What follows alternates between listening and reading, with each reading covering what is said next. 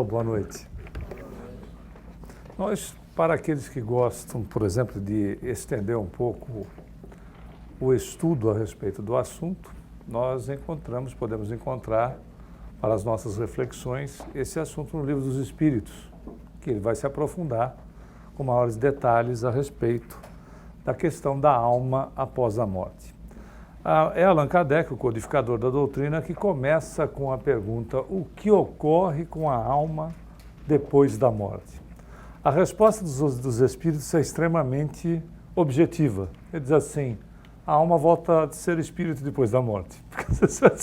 Bom, sim, e daí é a mesma coisa. Sim, é uma realidade, porém didaticamente não. O codificador, um grande pedagogo, trabalhou de uma maneira didática, colocando que alma somos nós, o espírito reencarnado. Quando ele se referia a espírito, com o E maiúsculo, era o desencarnado, porque o E minúsculo, não, o espírito E minúsculo é o princípio inteligente ou espiritual, é aquele que chegará a ser espírito e que, consequentemente, reencarnando, será então considerado alma. Veja que era de uma riqueza de detalhes para facilitar a compreensão nossa. Até porque a gente não pode imaginar o que deve ser lançar uma obra que quebrava as estruturas vigentes de uma igreja que estava no poder já há cerca de 1.400 anos aproximadamente, né? Considerando que o catolicismo e depois o protestantismo, mas o catolicismo começa no ano 325, nós temos o lançamento do Livro dos Espíritos em 1857, em 18 de abril de 1857.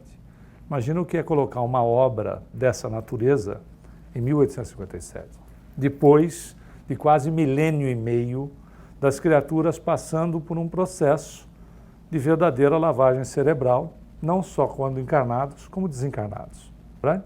Porque o fato de desencarnar não muda a questão dos conceitos da criatura. E que, na realidade, também não pode dar saltos à natureza. É o que a gente vai ver aqui. Por exemplo, começando a verificar a questão de que o espírito não só vai conservar a sua individualidade, como ele também vai precisar de referências. Sim ou não? Cidade, assembleia, escola. Porque não dá para sairmos do planeta, do plano físico, deste plano mental, e irmos para um local que nós não teríamos compreensão alguma. Né? Nós precisamos, efetivamente, de algo que seja conhecido. Porque se fôssemos, por exemplo, para um céu de contemplação, viver numa nuvenzinha, tocando harpa, não. Lira. Alguém sabe tocar harpa aqui? Ninguém. E lira?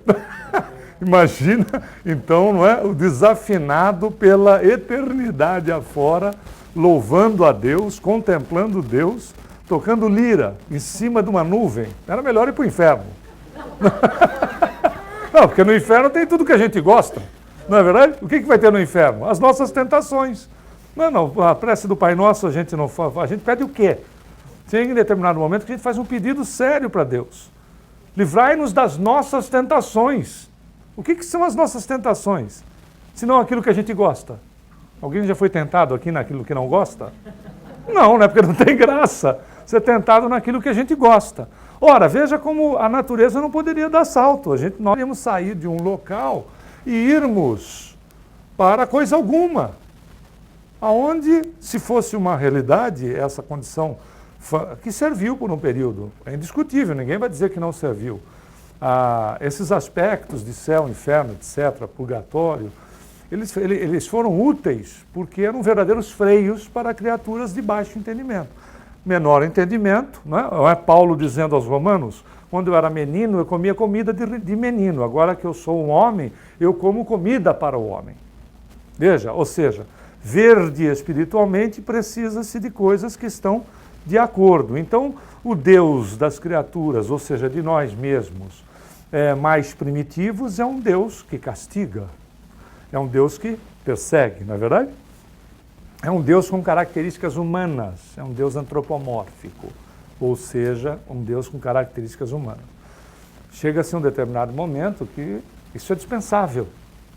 Com a medida da evolução, esse Deus, com essas características humanas, começa a ser dispensável, porque a criatura está num outro patamar evolutivo. Mas ainda não é dispensável sair desse plano e viver em lugar algum.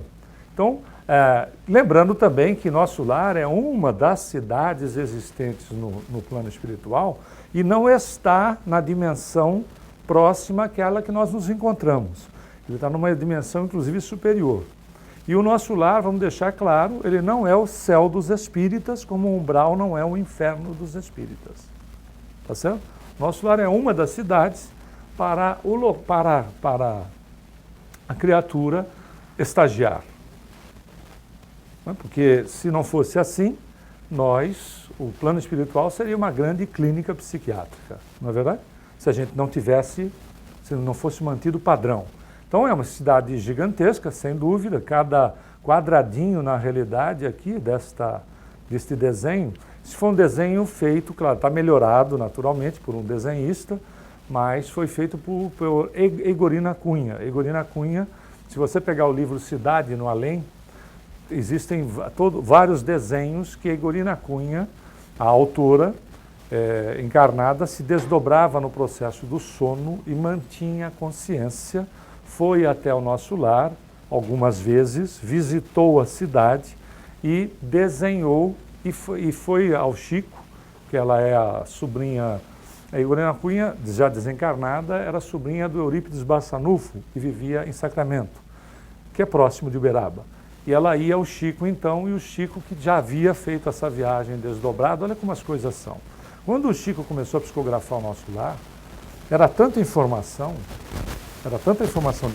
que o Emmanuel, seu mentor espiritual, levou desdobrado ao nosso lar para que ele pudesse assimilar aquilo que ele estava psicografando. Porque era muita informação. Era muita informação e muita coisa ele estava questionando se era possível ou não. E aí a Egorina vai ao Chico, que vai dando os direcionamentos. É isso mesmo, é assim, assim, assim, assado. É interessante, se a gente não tiver, a gente tem essa obra aí, Cidade no Além, mas dá para baixar gratuitamente em PDF na internet. Cidade no Além, Egorina Cunha, autora, e Chico Xavier, que foi em dupla. E lá você tem todos os mapas de nosso lar, etc., como é constituído. Vale a pena, né? Porque vai que você desencarna, você já tem um mapa, etc., dá para você chegar lá. Não, porque você desencarna, não tem o mapa, faz o quê? Né? Bota no GPS, nosso lar. Não tem, fica, faz o quê? Muito bem, mas veja... mas veja que é uma situação lógica, faz sentido, né? E aí André Luiz vai descrevendo outras coisas em outros desenhos, essa é outra visão da cidade, de parte da cidade, onde você tem o Ministério do Auxílio, que fica no centro, onde toda essa estrutura, as pessoas vivem de uma maneira semelhante à nossa. Por quê? Ele vai falar de vida de relacionamento. É interessante que são imagens feitas em cima do livro Nosso Lar. Se você pegar o Nosso Lar, ler, você vai encontrar descrito que existe vida de relacionamento, pessoas, né, que se relacionam, aves, ou seja, a vegetação, água, locais agradáveis, gente que está casada no nosso lar.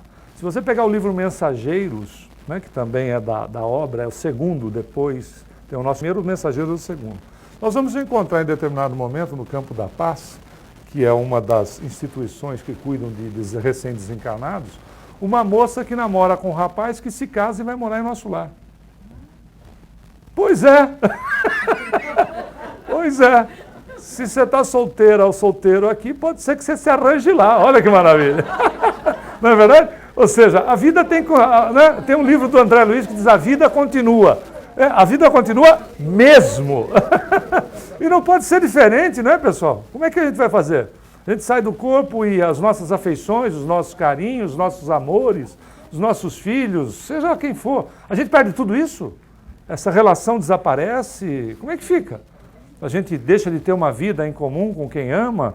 Então ele vai quebrando essas estruturas que, na verdade, são coisas que serviram para um período respeitabilíssimas. Ainda serve para muita gente. Ainda serve para muita gente. Para muita gente, o Deus que castiga ainda é verdadeiro. Merece o nosso respeito. Né? O Deus que castiga, o Deus que persegue, etc., ainda é verdadeiro. Merece o nosso respeito. Não significa que estão melhores ou piores que nós, absolutamente. Cada um está em um momento, em um aprendizado. O grande cientista, ele pode reencarnar como uma criatura simplória. Não porque ele tenha feito alguma coisa inadequada, ele pode ter feito muita coisa boa, mas ele, por exemplo, não teve tempo de exercitar determinadas coisas. Então, se ele não teve tempo de exercitar determinados aspectos no seu crescimento espiritual, ele pode vir para exercitar aquilo que ele não teve tempo. Em matéria de religião também é assim. Aliás, é o Espírito Charles, através da psicografia de Ivone Pereira, na trilogia, são 3 livros, o Drama da Bretanha, Cavaleiro de Noumier e Nas Voragens do Pecado, que o Espírito Charles, através da psicografia de Ivone, repetindo, diz que nós não reencarnamos sempre na mesma religião, porque senão nós nos tornaríamos fanáticos. Ou seja, nós vamos reencarnar. Se nós reencarnarmos na próxima, se nós reencarnarmos na Índia, qual a possibilidade da gente ser espírita? Na China, a possibilidade de nós sermos budistas é maior, não? Pronto. Não é? Significa que nós seremos budistas buscando um entendimento maior. Não é? Buscando um entendimento maior. Não significa que a gente vai ser melhor nem pior que os outros, mas é coerente. Esta é uma realidade também aí. Se o indivíduo é católico, ele não vai deixar de ser católico. Porque a cidade do Nosso Lar não é uma cidade espírita. Então tem gente que é católica lá, etc. Claro, os católicos não entendendo que esse processo, aliás, André Luiz, em Sexo e Destino e Obreiros da Vida Eterna, vai visitar 2 cidades onde as pessoas não se sabiam desencarnadas. Elas achavam que estavam no local fazendo tratamento de saúde, estava todo mundo desencarnado. E ele houve uma conversa, mais ou menos assim, um dizendo para o outro: você vê como esse pessoal não tem o que fazer? Está dizendo que está todo mundo morto aqui. Você já viu que absurdo? E estava. Né? A rigor, para nós, né, em matéria de corpo físico, estavam desencarnados. Mas por que você não vai agredir consciências? Não é isso que é importante. Não é fato? Reencarnação é metodologia, não é crença. Ela não é religiosa. Se a gente aceita ou não aceita ela acontece pelo tempo que for necessário. Acabou. Ela é meio, não é fim. Ela é meio de progresso. Então ela é uma metodologia. Se eu acredito nela ou não acredito, ela vai acontecer, pelo período que eu precisar. Se eu tenho ela na minha religião ou não tenho, ela também vai acontecer pelo período que eu precisar. Agora, eu não preciso ser alertado a respeito dela. Só no momento que eu tiver noção, consciência sobre. Mas ela vai influenciar na minha evolução, que é o que importa, não é verdade? A gente não precisa ficar sabendo de tudo ao mesmo tempo, mas aos poucos. A verdade não pode ser colocada de uma única vez, que é como a luz, né? Se você colocar o holofote nos olhos de uma pessoa, cega, não ilumina. E ele vai contando mais, inclusive. Né? Então tem transporte lá, o pessoal usa transporte. Então o pessoal não sai, o pessoal volitando, voando, né? Usam transporte. Por quê? Na dimensão deles, a condição é semelhante, como muita gente que desencarna, por exemplo, e não tendo noção do desencarne, se utiliza de veículos. Nós vemos de novo, citando os mensageiros, que ele vai à cidade do Rio de Janeiro a visitar uma residência e ele encontra espíritos dentro de carros ou em cima de automóveis. O cara está precisando de uma carona.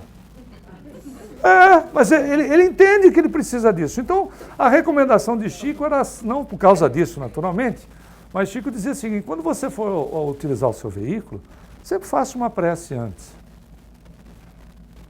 Você nunca sabe quem está te pedindo uma carona, não é verdade? Então mas não é por isso. Você faz uma prece antes, por quê? Porque faz sentido. Não é que você precisa fazer evangelho no carro, né? Evangelho no lar, fazer evangelho no carro. É uma prece. O que é uma prece? Você vai fazer uma prece? Não, uma prece é uma ligação nossa com Deus, com Jesus, com quem você quiser. Né? Ou seja, Senhor, me proteja. Mas tem que ser algo, né, sentido. Por que isso? Porque a gente não sabe quem pode estar no outro carro. Não é verdade? A gente pode evitar acidentes? Pode. Tendo uma condução segura, a gente evita acidentes? Para nós, sim. E também para os outros. O contrário também é verdadeiro. Não é fato? Veja que o livre-arbítrio é o que impera na vida das criaturas. E não necessariamente uma questão de que as coisas estão gravadas. O livre-arbítrio é imperioso na vida de qualquer um de nós. Né? E ele vai mais, dizendo que esse transporte é um transporte aéreo, mas olha que interessante, ele fala de vegetação, de moradias, etc., de crianças indo para a escola, e fala de comida. Não, evidentemente que, eu gosto de picanha mal passada. Não vai matar animal lá para a gente comer. Não vai, porque não faz sentido. O máximo que vai fazer, você tem carne lá? Tem. O que vai ser? Soja numa consistência, sabor, com a condição que vai ser vegetal. Que o indivíduo tem essa sensação. Aliás, certa feita nós estávamos numa reunião na casa do próprio Chico e uma moça que o avô havia recém-desencarnado, isso há muito tempo atrás. Faz tanto tempo assim que eu... Não é assim também, porque senão daqui a pouco eu estou mumificado aqui. Mas faz algum certo tempo. Eu era jovem há menos tempo, hoje eu sou jovem há mais tempo. Entendeu agora?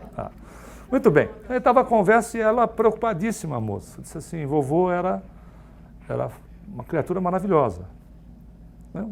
Nunca eu vi uma atitude dele que não fosse positiva, não com a família, com as pessoas.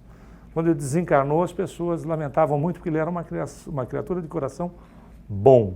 Ele era realmente uma criatura boa, que a intenção primeira dele era ajudar os outros.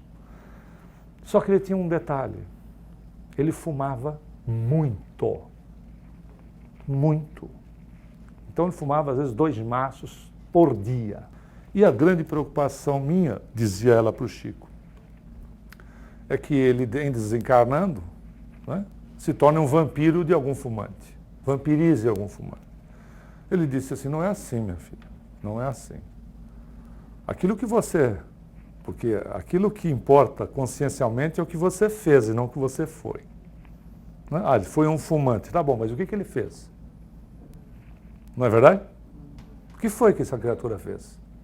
Porque ele não foi só fumante. Não é assim? Senão nós estaríamos perdidos na vida. Eu cometi um erro e eu sou o resultado do erro? Não, esse pode ser um erro numa vida de acertos. É o que faz sentido. Ela disse assim, não é assim. Eles têm lá, olha que coisa interessante, alguma coisa que parece um erro. E ele, durante o tratamento, para sair da dependência, porque a dependência do alcatrão, da nicotina, a dependência de natureza psíquica e física é como cocaína e heroína. A dependência que cria no cérebro. O cérebro não sabe dizer se a cocaína, a heroína, o alcatrão e a nicotina são diferentes em matéria de dependência. Isso já é provado há mais de 30 anos cientificamente. A dependência causada no cérebro do alcatrão e da nicotina é semelhante à heroína e à cocaína. Com a diferença de que a questão da química utilizada na cocaína e na heroína, ela vai desencarnar o indivíduo mais rápido. Ok? Mas a dependência no cérebro é semelhante. Por isso que às vezes a gente vê a dificuldade que certos fumantes têm em deixar do hábito do tabaco. Então eles dão alguma coisa durante esse tratamento, eles fazem um tratamento para quebrar a estrutura da dependência que ele criou. Porque é uma dependência também psicológica. E aí eles dão alguma coisa que ele fuma, sente o prazer, e eles vão fazendo um trabalho de redução até que ele deixe da dependência. Incrível, né? Ele estava falando de cigarro eletrônico, que a gente sequer tinha ideia de que existiria. Faz tanto mal, mas é uma maneira de você quebrando, porque você não pode, de repente, né, é como um indivíduo que tem uma dependência química e não dá para você cortar a dependência de uma hora para outra. Você vai fazendo um desmame. Porque a gente sabe que há uma situação de que a questão fisiológica é imperativa. Agora ele vai falar da alimentação. Claro, ele vai falar de uma alimentação mais sutil, mas para as nossas reflexões é interessante. Por quê? Porque se você come, significa que quando a gente come, é porque nós precisamos de energia. Significa que o perispírito que ele está falando, ele está desencarnado. O perispírito ainda está numa condição de densidade que precisa do alimento para que se transformar em energia. Ora, é tão incrível que ele vai dormir. E quando ele dorme, ele sai do corpo. Sai daquele corpo. Significando também que esse perispírito tem outras subdivisões. E que esta camada, que é o corpo dele, que ele se alimenta e que se transforma o alimento em energia, ainda é suficientemente material para ele poder sair à noite no processo do desdobramento natural e ir visitar a mãe em outra dimensão. Não é incrível? Como a natureza não dá salto? Não é um simples desencarnar. É continuidade de vida. É uma beleza. Olha quanta coisa aqui, não é? Tem-se para aprender em relação a nós mesmos. Por isso que o Sócrates dizia, né? A gente precisa se conhecer. E a gente vai sair naturalmente, porque a gente já sabe, envolvido pelo perispírito. Existe no mundo, desde a mais alta antiguidade, mais de 48 denominações para perispírito. Os antigos egípcios, etc., em todos os lugares do planeta a gente encontra, Kardec utilizou fazendo uma analogia, uma comparação, como o perisperma. Não é? Por exemplo, se você corta um abacate, aquela pelezinha que envolve a semente é o perisperma.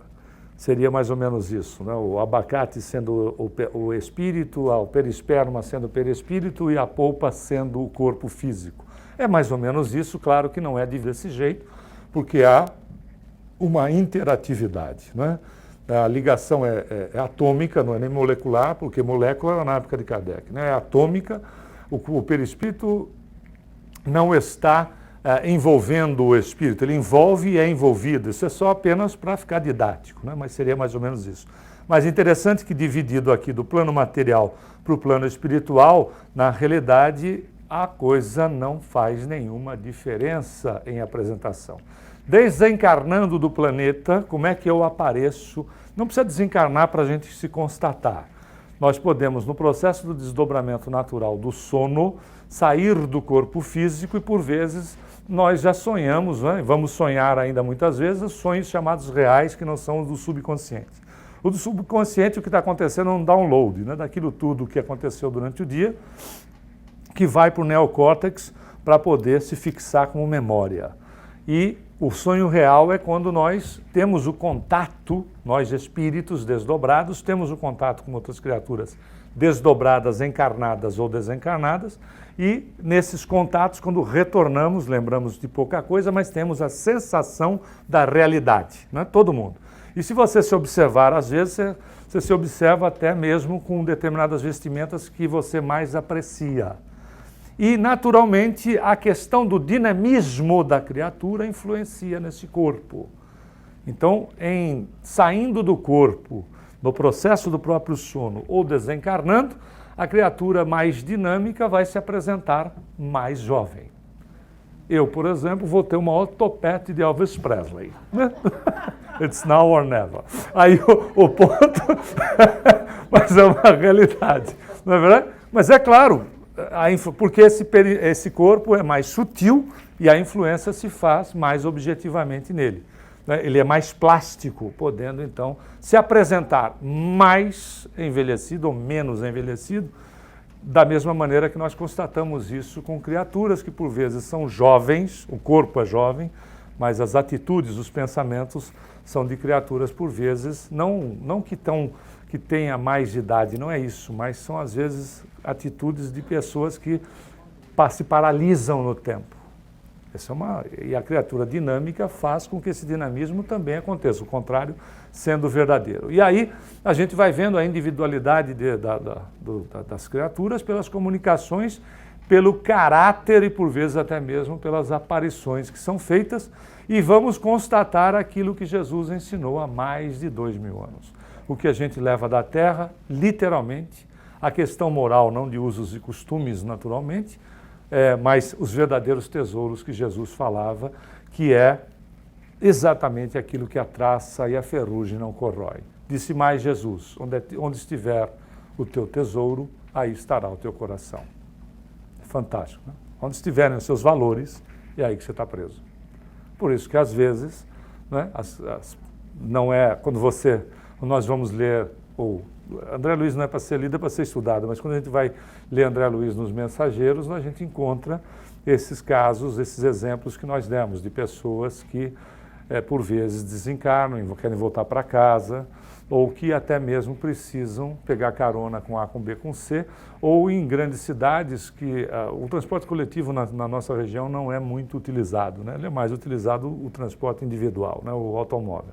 Mas nas grandes cidades ele é mais comum, o trem, o metrô, o ônibus, etc.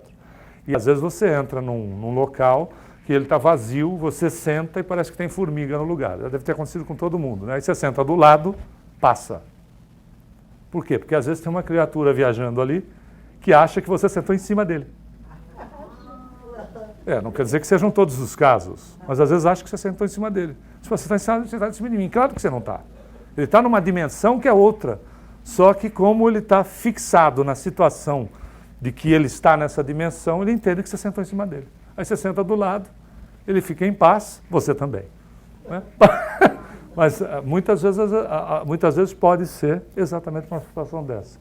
Um indivíduo que não tem a noção do que se passa com ele em relação ao próprio desencarne. Né? O que é respeitável. Os mentores ajudam? Sim, ajudam, à medida que a gente se abra para eles. André Luiz, quando estava lá no nosso lar, no umbral, não quer dizer que todo mundo vai para o umbral, porque o André Luiz conta a história dele, não é a nossa história, é a história dele. Ele demora 8 anos para ver os mentores que sempre estavam com ele. E ele vai dizer, mas a gente estava aqui. Agora, tem um detalhe, não adianta eu bater na tua porta para te dar o pão e você não abri-la. Porque o que deixa a porta fechada? Orgulho, egoísmo. Né? Se fecha a criatura nela mesma. Ora, olha como é fácil entender o umbral. Eu me fecho em mim mesmo, crio o meu campo mental. O meu campo mental se associa com um campo mental semelhante, eu formo um local. Não é assim? Eu formo um local. Eu formo um ambiente, de acordo com vibrações que são semelhantes. Eu materializo um ambiente junto com essas criaturas e vivo nesse círculo vicioso. Como é que eu quebro isso? Me abrindo para a realidade da vida, ou seja, quebrando as estruturas do orgulho, do egoísmo. Por isso a necessidade de se conhecer. E como é que é a separação da alma e do corpo, né? Então, o momento do desencarne. Ele não é doloroso, morrer não dói. Então, é natural, se verifica pelo esgotamento da vitalidade orgânica, se for o caso de desencarne natural, é como uma lâmpada que se apaga. Você vai vendo assim, a criatura vai perdendo o viço, é como se perdesse o brilho, e vai se apagando. Desencarnar não dói, porque se doesse a gente sentia maior dor quando sai do corpo todos os dias quando a gente vai dormir. Né? Então sai, o desencarne é só não retornar para ele. Desligam-se os liames que prendem o espírito no corpo pouco a pouco. Não é brusco, é natural, como dissemos, eles se desprendem, não se rompem. Né? E aqui nós trouxemos algumas cenas, não pode ser repetido em casa, nem imitado, porque costuma assustar até fantasma. A essas cenas, por acaso, o cara que colocou na internet diz que é, de fato, um desencarne. Pode ser montagem, mas se for montagem é mais ou menos isso. Ó. O corpo está lá, né? O corpo está morto, mas a criatura não, tá vendo? Aí ele deixa o corpo e esse é o fotógrafo depois que revelou as fotos. Aí ele... Pelo menos aqui. E o desprendimento, como a gente disse, ele é rápido para as pessoas menos apegadas à matéria. Faz sentido, não? Quanto maior apego, mais difícil. Por isso que foram consultar o Emmanuel sobre a questão de inumar ou cremar. Inumar é enterrar ou cremar. E aí o Emmanuel sugeriu que seria interessante, para cremar, aguardar em torno de 72 horas para que o desprendimento seja seja total. Mas tem gente que já vimos casos do indivíduo o corpo está sendo velado e o indivíduo dá comunicação psicográfica através de uma médium. Totalmente desvencilhado da situação do corpo, o que é Possível, depende da evolução. Depende da evolução. Quer dizer que é grande evolução. Depende da evolução. Tem muita gente que deve conhecer familiares que sabiam, inclusive, que iam desencarnar o dia que ia desencarnar. Tem gente até que se despede de todo mundo antes. Depende exatamente dessa ligação. Esse desenho está no livro Perispírito, de Zalmino Zimmermann, que a gente trouxe aqui para ilustração, porque é como o Chico viu o desencarne da Cidália Batista, que era a madrasta, que ele chamava como, também tratava como mãe, que ele disse que ele estava no velório e vieram os espíritos, como se fossem vestidos de médico, e levantaram a Cidália, não o corpo, porque senão ninguém ficava no velório, evidentemente, né? Aí levantaram desdobrada e fizeram uma espécie de cirurgia, cortando os últimos liames que prendiam o perispírito ao corpo físico, o que acontece do centro de força do perispírito, que se liga aos plexos no corpo físico. Fizeram uma espécie de cirurgia, tiraram-na, ela adormecida, e a levaram para para a dimensão espiritual correspondente. Na agonia, outra situação também, a alma pode deixar o corpo, conforme, dependendo da evolução, que ainda funciona por alguns momentos, como se fosse uma máquina com o restante da energia. Alguma coisa, né, no seguinte sentido: se você tira um eletrodoméstico, não desliga ele não desliga ele no botão lá, você despluga, enquanto a energia está correndo, ele ainda dá aquele né? A mesma coisa que o indivíduo que está entubado, etc. Se der traço no eletro, ele desencarnou. Mesmo que tenha batimento cardíaco, o pulmão funcionando, etc., deu traço no eletro e está desencarnado.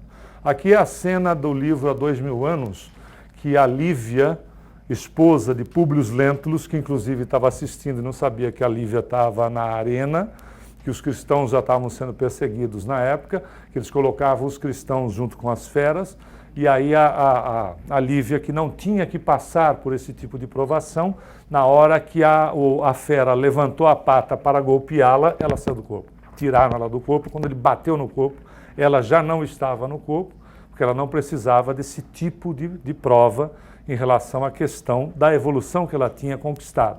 O que, então, é possível, dependendo da evolução, o desencarne pode ter acontecido já, independente da situação que se desdobra. Alguma coisa do tipo. Não é incomum se terem a informação de choque adrenérgico, ou seja, choque de adrenalina.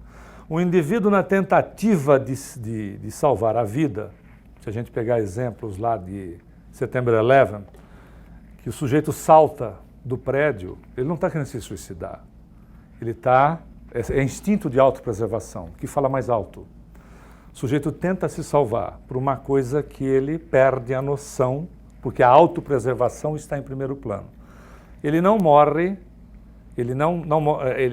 quando ele bate no chão, é claro que vai haver o desencarne, mas ele já teve um choque de adrenalina tamanho que quando ele bate no chão já está apagado. Porque a questão da autopreservação é imperante no processo. Então ele apaga no meio do caminho. E quando ele bate no chão, é claro que ele vai morrer, porque vai danificar completamente o organismo físico, mas ele já apagou no meio do caminho. Porque não é a questão, ele não está se suicidando, ele está tentando se salvar. E é uma situação também que é possível numa questão dessa natureza. O indivíduo sai do corpo antes que a coisa esteja acontecendo. Então, não necessariamente. Por isso que é tão questionada a situação da eutanásia, né? Visando aliviar a dor, que é totalmente discutível. A eutanásia nada mais é do que anestesia. Você bota, aumenta um cc na anestesia, você mata o indivíduo. Aquilo que é anestesia também mata. E, por vezes, na questão do desencarne natural, que a gente tem a sensação de que a pessoa esteja sofrendo e a família também, por vezes está acontecendo um desligamento. No Obreiros da Vida Eterna, André Luiz vai assistir um caso de desencarne em que eles antecipam, dando uma anestesia, o enfermeiro pensa em fazer a eutanásia e as entidades espirituais que estão acompanhando ali o desencarne, mentor espiritual da pessoa, começa a sugerir para o enfermeiro para que não faça isso. Mas, como nós dissemos, o livre-arbítrio é preponderante. Apesar das sugestões, ele ignora, prepara a anestesia, vai lá e dá a anestesia no moribundo. Quando isso acontece, o moribundo entra em choque. Ele entra em choque, desencarna, óbvio, né? Ele desencarna, mas ele sai do corpo físico em choque. Quer dizer, tinha que se trabalhar agora, primeiro tirá-lo do choque para depois ir trabalhar a questão do desencarne em si nele. Veja que então, às vezes, aquilo que parece ser um alívio não necessariamente é uma realidade. Claro que há casos e casos, né? A gente só está colocando aqui que não é uma questão de generalizar. E qual é o nível de perturbação espírita, então? Depois do desencarne, diz o Livro dos Espíritos, nós podemos ficar perturbados, né? Sem saber o que está acontecendo, dependendo de novo da condição, e o apego da matéria pode ser dias, semanas ou meses, ou às vezes até anos. Dependendo muito de como são os valores, qual é a ligação que a gente tem com as situações, pessoas, etc. Vai depender muito. Quanto maior apego, mais tempo. Menos apego, menos tempo. É da lei, é lógico, é racional. E pela morte súbita, se você estiver fazendo um voo, tiver essa imagem, você sabe que dançou, né? Porque não tem mais jeito, né? Você vê essa imagem assim na janelinha, você diz, ih, deu zebra. E o que é interessante é que você vê em câmera lenta, né? Porque quem sofreu o acidente já percebeu que você vê absolutamente tudo em câmera lenta. Tudo se passa em câmera lenta. É impressionante o que é o cérebro. Mas muito bem, pela morte súbita, aí podemos não aceitar que desencarnamos, e tem casos observados por Kardec que o indivíduo acompanhou o próprio sem saber que era ele. No mínimo assim, deve ser um sujeito bom, acho que eu conheci esse cara, deve ser gente boa ele. E estava desencarnado, ele estava desencarnado, era o corpo dele. Mas é uma realidade, é aquela coisa de que a pessoa, por vezes, não sabe. A gente mesmo teve uma experiência lá no cemitério do Araçá que foi muito interessante. Aí a imagem está meio distorcida, mas o que aconteceu lá foi bastante interessante. Nós fomos convidados, quer dizer, ninguém é convidado para ir em velório, né? Quer dizer, a gente foi num velório, era da mãe de um amigo nosso. E aí, era a época era horário de inverno lá no Brasil, então escurece mais cedo, como aqui. Aí o Araçá, para quem conhece o Araçá é gigantesco. Fica ali na Doutora Arnaldo, apagou até a luz para ficar mais... para ficar mais no clima. Aí o sepultamento ia ser às 5 horas da tarde, que é o último horário. Aí foi descendo, só que o túmulo da senhora que ia ser sepultada era na outra ponta lá do cemitério. Era aqui o velório, o sepultamento era lá. A gente foi descendo e tal. E já foi curiosa a experiência pela clarividência, porque enquanto estava se fazendo prece e se baixava lá o caixão na sepultura, nós vimos um sujeito, desencarnado naturalmente, de cócoras em cima do túmulo. A gente viu. E claro, quando você vê alguém, essa pessoa sabe que está sendo vista. O desencarnado sabe que está sendo visto. Da mesma maneira, exemplo simples, você está numa multidão, alguém está olhando para você. Você localiza a pessoa. Porque cria, de fato, uma ligação energética. É possível ver essa ligação, né? E é de fato material, você vê a pessoa. E o desencarnado também sabe que está sendo visto. Aí, bom, no mínimo é curioso, né? Há um aprendizado aqui. Em tudo tem um aprendizado, não é verdade? Aí eu disse, olha, o senhor nos desculpe, né? Mentalmente, né? Porque se ficar falando no meio do velório sozinho, o pessoal enterra você.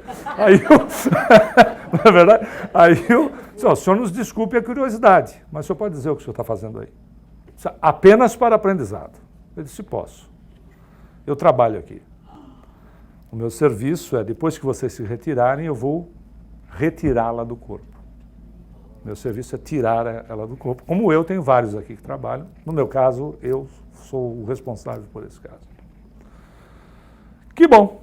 Então, tá ok. Muito obrigado. Até logo. Vamos voltar. Acabou a prece e a gente está voltando. Foi voltando e foi escurecendo. E o carro que a gente estava lá do outro lado. Aí foi voltando e foi escurecendo. Era uma experiência atrás da outra. De repente sai de trás de um túmulo 3 figuras, branca como a neve, vestidos de negro com capas longas, correntes assim na roupa e correntes nos braços. Nós estávamos com um amigo nosso, quando saiu aquelas 3 criaturas, disse, e o bicho vai pegar. E vieram na nossa direção. Se agora está vindo para cima de mim, meu Deus, já estava chamando Jesus de Genésio.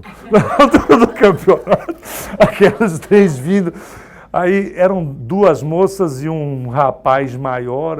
Eu virei para ele e disse assim, olha que entidades estranhas vindo na nossa direção. Você está percebendo? Ele disse, você está maluco? São 3 góticos que estão curtindo dentro do cemitério. Falei, mas como pode 3 criaturas entrarem num cemitério para curtir o quê?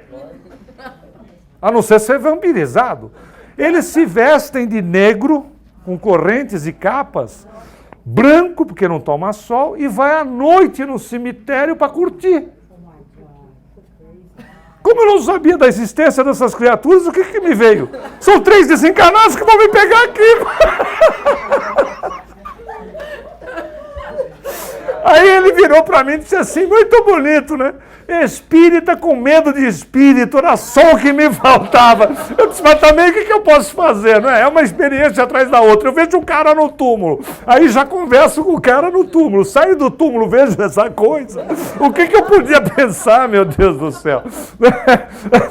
Agora, o grande... É tão interessante, independente dessa outra, da segunda parte, que não tinha nada a ver, é a realidade da vida, da continuidade da vida. O sujeito estava trabalhando para retirar o recém-desencarnado do corpo físico.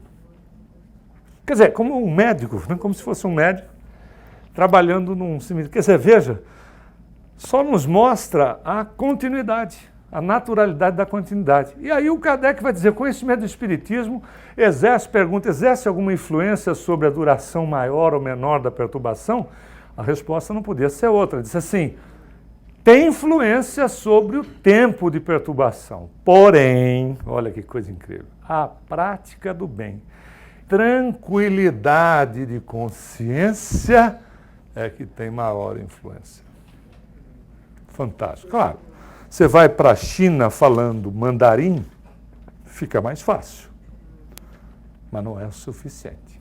No caso do desencarne, o que é suficiente é ter a consciência tranquila.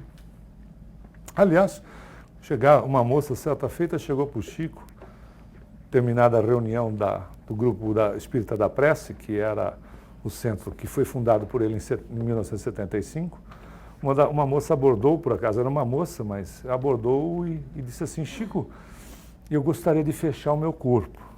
Tem como? Fechar corpo significa o seguinte, não é que você vai botar um cadeado na frente do corpo, é que os espíritos não conseguem se aproximar, as coisas maldosas não se aproximam, as energias ruins não têm possibilidade. Ele disse, eu gostaria de fechar o corpo, é possível? Ele disse, é. Aí já, né? Antena, né? Vamos ver a receita.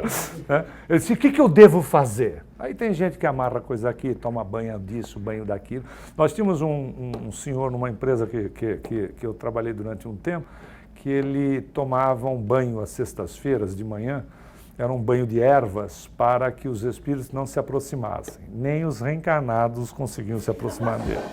Que era uma coisa, uma mistura de alho com cebola, manjericão, né, espada de São Jorge. Era um negócio que era impossível se aproximar dele. Ele tinha razão, ninguém se aproximava, nem encarnado, inclusive. Mas aí, veja, e tem gente que acha que é isso que funciona. Tudo bem, é respeitável novamente. Mas aí, ela quando perguntou, tem? Ele disse, tem. Ele disse, como? Ele disse assim, basta ter a consciência tranquila. Acabou. Claro que a gente não vai fazer sempre o melhor, não é? Óbvio. Mas o que vale é o quê? A intenção.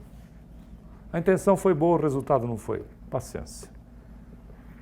Quando tivermos maior evolução, o resultado será óbvio pela evolução, porque é questão de conhecimento. Enquanto não, a consciência tem que estar tranquila. É uma beleza, né? Porque não é o fato de conhecer, é o fato de ter a consciência tranquila e a prática do bem. Até porque a questão de estar trabalhando, né, dentro de uma estrutura melhora muito, mas André Luiz, no livro Obreiros da Vida Eterna, quando vai lá no baixo umbral olhar, tem uma cidadã lá no baixo umbral, enfiada lá no meio de uma cratera, numa situação complicada, diz assim, ó, eu trabalhei com o Dr. Bezerra de Menezes quando ele estava reencarnado e estou aqui. Não é só, não é eu trabalhar, ela falou, ela estava lá no baixo, presa lá. Não é só trabalhar. O que te move? Não é? O que é que te move? Esse é o ponto. Não é fato? O que é que te move? Quais são os valores que te movem? Não é simplesmente porque eu estou inserido nisso, está resolvido o meu problema. Quais são os meus valores, os valores que me movem dentro dessa situação? E no desprendimento, como a gente disse, é como sair do sono profundo. A mesma coisa, a gente não precisa desencarnar para saber como é. Com pesadelo ou não. Ponto. É como sair de um sono profundo. Você sai com pesadelo ou não. Se está saindo com pesadelo e ele está se repetindo, é melhor começar a se cuidar. Porque alguma coisa está errada. Sim ou não? Porque o normal é o quê? A gente acordar em paz. Pesadelo de vez em quando, porque às vezes a gente vai se meter em determinados trabalhos e a coisa fica complicada. Não é? Porque às vezes você vai em determinados trabalhos de assistência e a coisa às vezes fica complicada. Mas isso não é o tempo todo. Veja que é o que os espíritos vão dizer. É como acordar de um sono. Você pode ter pesadelo ou não. É a mesma coisa. Então é interessante porque isso vai nos fazer o quê? Raciocinar sobre nós mesmos. Buscar o autoconhecimento. Buscar se conhecer. E o que não está bom, corrigir. Se não dá para corrigir tudo de uma vez, não há problema, mas é, de novo, a intenção de querer fazer, que é o que vale. E aí, se todos eles são causados pela nossa mente, e a gente fica nos locais e com as pessoas que vibram no mesmo diapasão, ou seja, que vibram na mesma intensidade. Por isso que o importante é pensar bem. Porque toda vez que nós pensamos bem, nós entramos em contato com mentes que vibram no universo. O universo vibra amor. Toda vez que se pensa bem, nós temos a cumplicidade do universo. Então, ser bom é uma questão interessante, porque ser bom é ser inteligente. Ser bom é utilizar da inteligência em nosso próprio favor. Porque se é racional, porque se vibra no universo amor, cada atitude, pensamento, porque atitude é a materialização do pensamento, cada pensamento bom me liga ao universo como um todo. Então é usar da inteligência em favor de si mesmo. Então a bondade é uma questão de inteligência.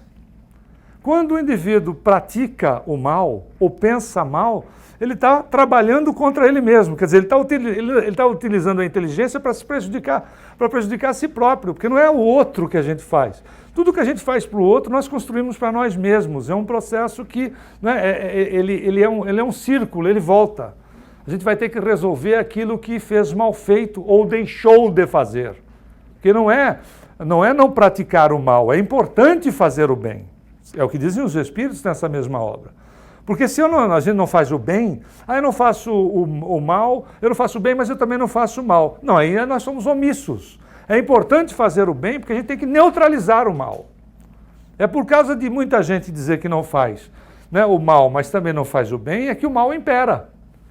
Ele acaba sendo mais efetivo. Qualquer atitude boa vai neutralizar, que seja 1% daquilo que existe, neutraliza. Então vale a pena porque a gente constrói para nós mesmos.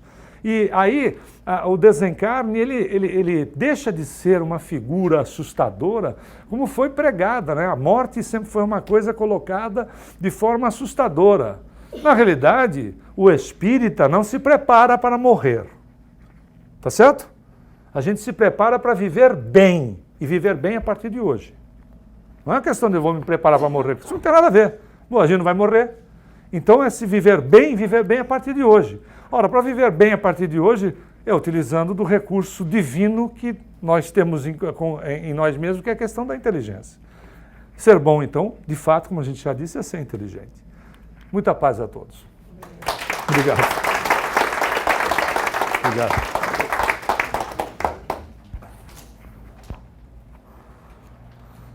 Obrigado.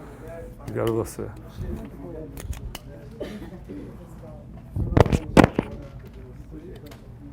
Desliga. Desculpa. Só tirar o lasco. Desliga primeiro.